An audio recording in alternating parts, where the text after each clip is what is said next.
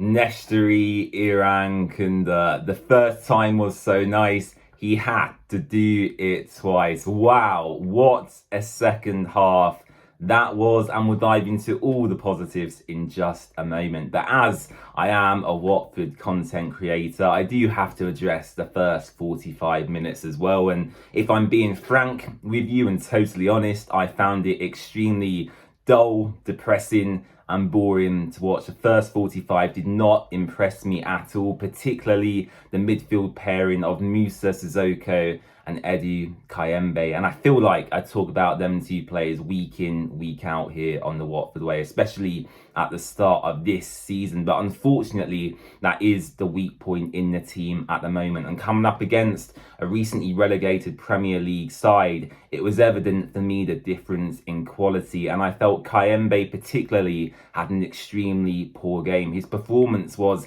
for me, a little bit lazy at times, and I found it to be quite disgraceful. Now, maybe I'm going over the top there, but it was certainly one of his worst performances in a Watford shirt. His first touch, his ability to scan and look for space, the amount of touches he took on the ball. I could go on and on and on. Kayembe really didn't do himself any favours today. Sissoko, I thought, was okay. Once again, a 5 out of 10 for me. But hopefully, moving forward, post the international break, when we get the likes of Loser back from suspension, Georgie and Duomo returning from injury, hopefully that midfield should look a lot better. And for me, seeing what happened in the second half, I would love to switch back to a 4-2-3-1 formation with Kyprianou and Loser as the two more sit-in players. Georgie just ahead in that 10, Kwadwo on the right, Irankunda on the left, and Luka Kiramgard up front. So we'll pot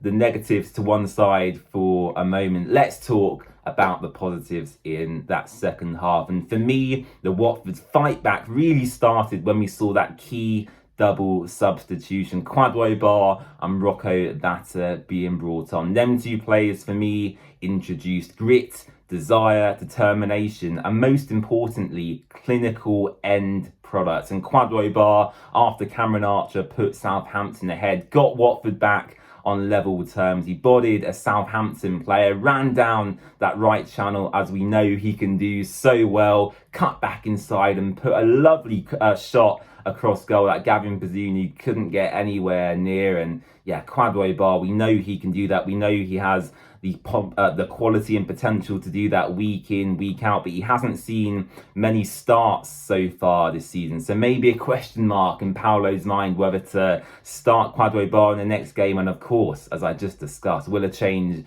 of system happen after the international break? We'll have to wait and see.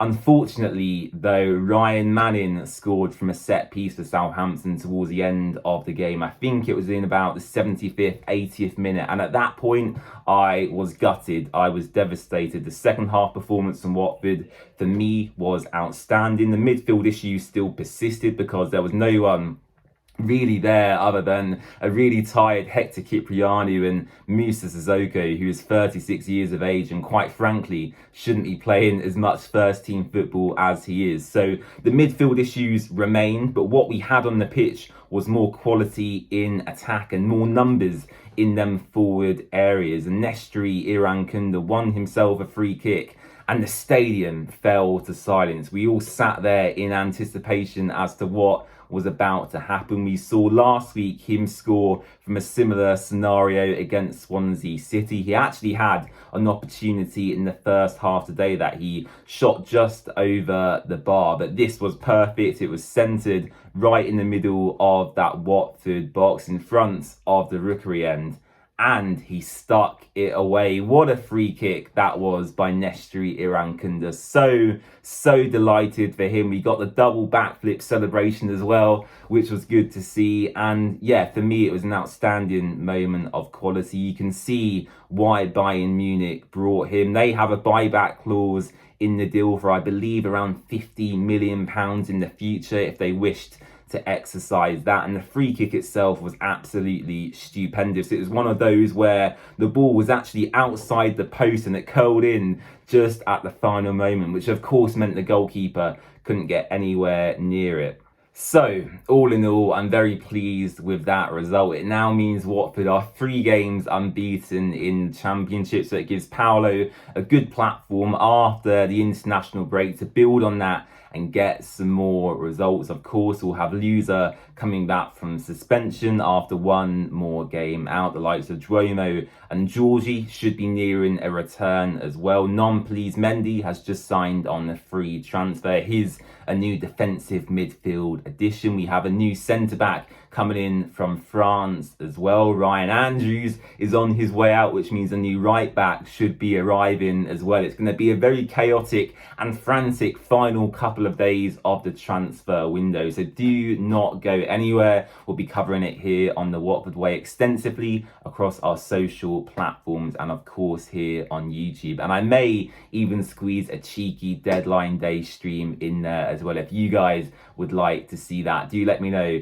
in the comments section down below. And by the way, I got my score prediction right for the first time in a long time. I predicted a 2-2 draw in today's match and I got it absolutely spot on. So yeah, unfortunately I'm not a betting man. I probably should have put a tenner down on that one, but never mind, there's always next time.